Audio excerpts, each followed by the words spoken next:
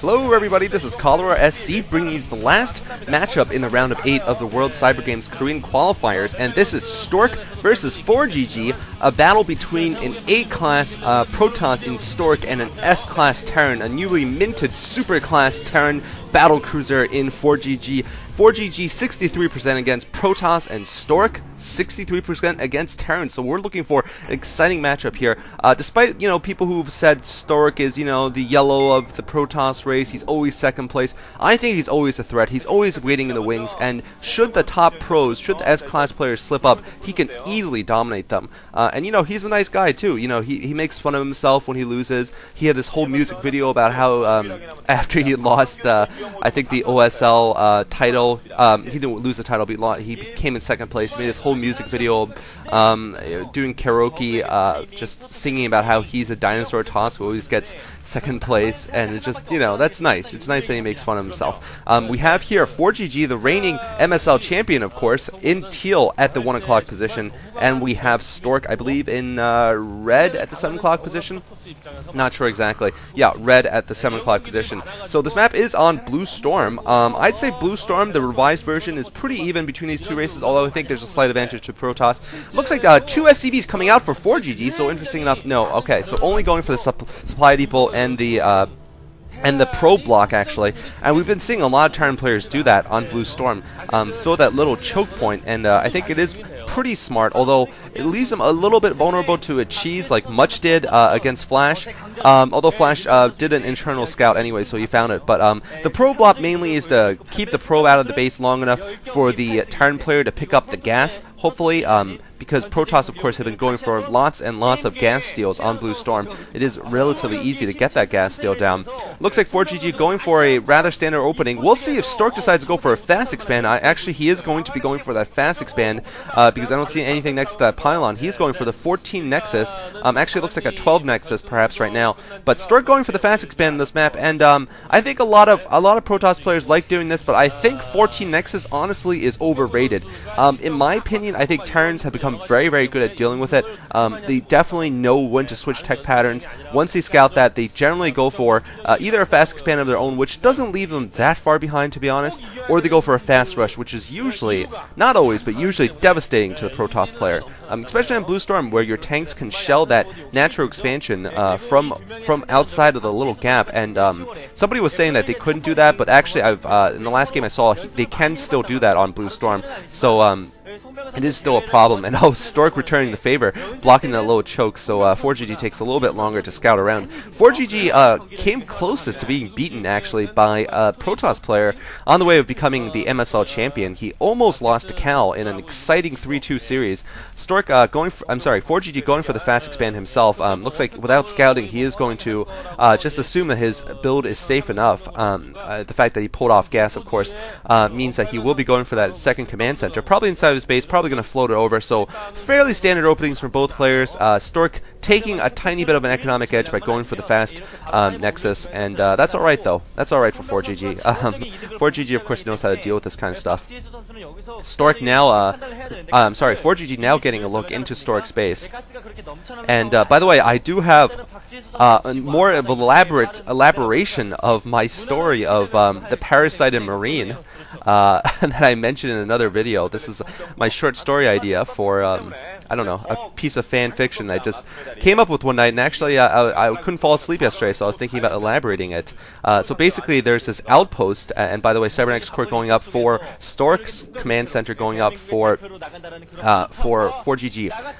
Basically the story starts out with a Terran outpost, a bunker, and just a couple Marines and a medic or two in the front, right in the front, and preparing for a major battle between Terran versus Zerg.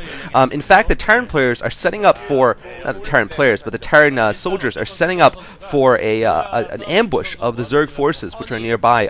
This Terran outpost is meant basically to just lure the Zerg into a valley which has tanks on both sides and Goliaths and all sorts of forces, but all they're supposed to do is stand there, get attacked, shoot a few shots, and then retreat and hopefully lure the Zerg into it before the Overmind can stop them.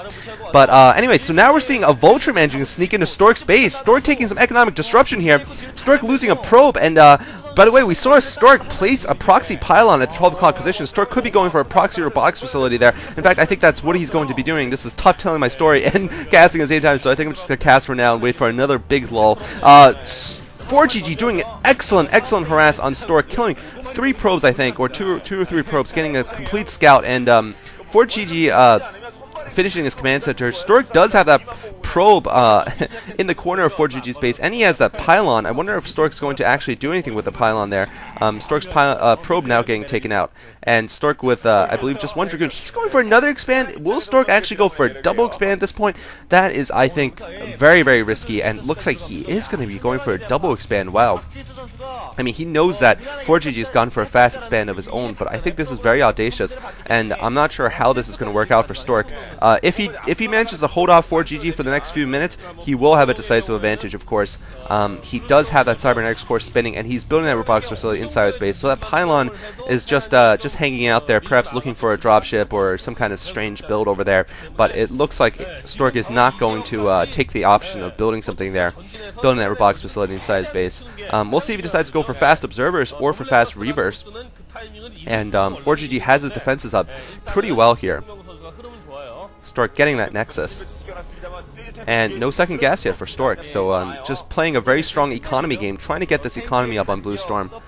And ForGG really could push out right now, actually. ForGG, of course, the problem with the fast command center build is that you lack scanning for quite a while, and you also lack detection. Although we do see the engineering bay. Generally, you're forced to go engineering bay pretty early, and academy pretty late, because you need that engineering bay to protect yourself against DT drops and Reaver drops.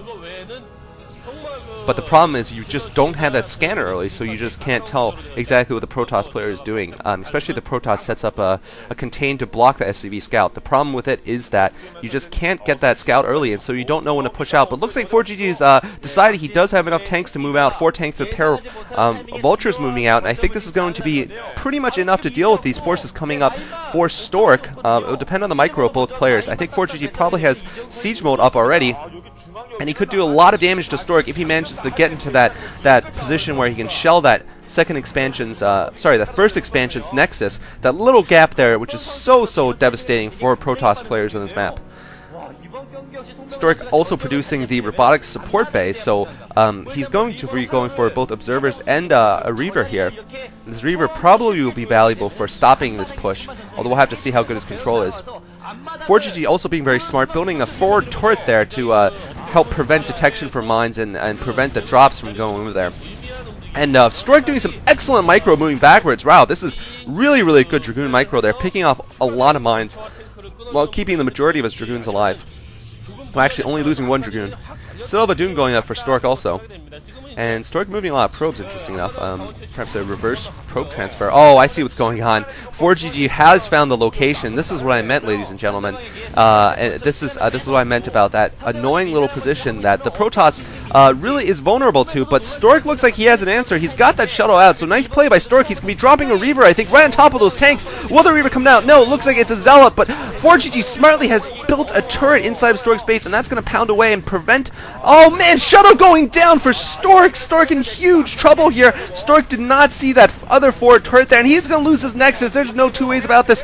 He lost the Nexus, so Stork is hugely behind on Blue Storm, and looks like ForGG could steamroll through another player on the way to representing the Koreans in the World Cyber Games. And you know, in some ways he deserves it. He is an up-and-coming S-class player. I'd call him really the best for a second-best Terran player around there. And even getting the SCV Scout into the base, wow, that is